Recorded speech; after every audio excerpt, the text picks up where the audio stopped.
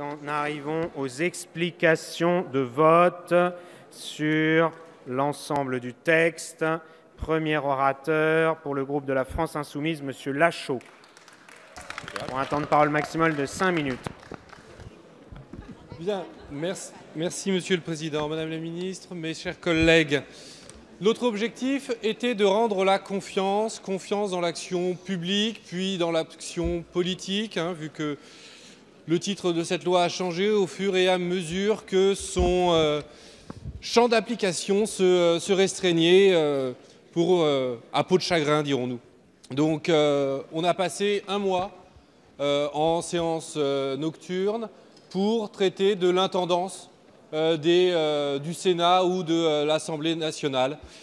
C'est-à-dire qu'en une réunion de bureau, M. de Rugy a réussi à être plus efficace que nous tous rassemblés en un mois de débat. Donc à partir de là, il faut faire le bilan et constater l'échec de cette loi, l'échec de ce débat, parce qu'aujourd'hui, on est le 9 août et il est faux de dire que nos concitoyens ont plus confiance dans l'action publique qu'ils n'en avaient au début de l'examen de ce projet de loi. Pourquoi cet échec? Tout simplement parce que la majorité a refusé de s'attaquer aux vrais problèmes, aux vrais enjeux de ce qui détruit aujourd'hui le lien entre la politique et le citoyen, c'est-à-dire tout simplement l'argent qui corrompt.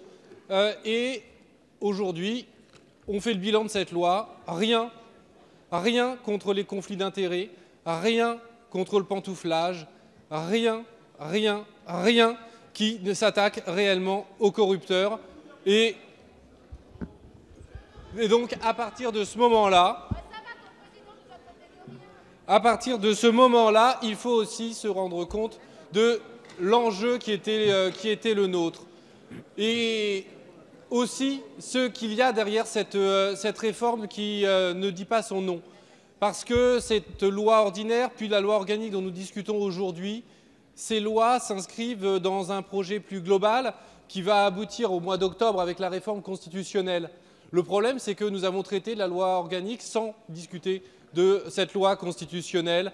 Et les modifications que vous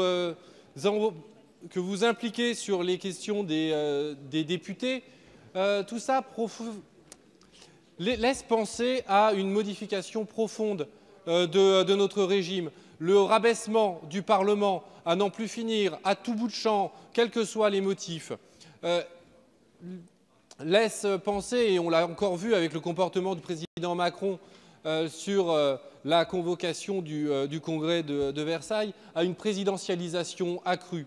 Et de cela, il n'en a pas été question, tout simplement parce qu'à chaque fois que nous avons voulu réintroduire l'acteur majeur, cet acteur qui aurait dû nous permettre de restaurer cette confiance, c'est-à-dire le peuple lui-même, à chaque fois que nous avons voulu réintroduire le peuple dans cette loi, nulle part, jamais, il n'en a été question et il a toujours été impossible de le faire. Et force est de constater qu'aujourd'hui, le grand absent de cette loi, c'est le peuple.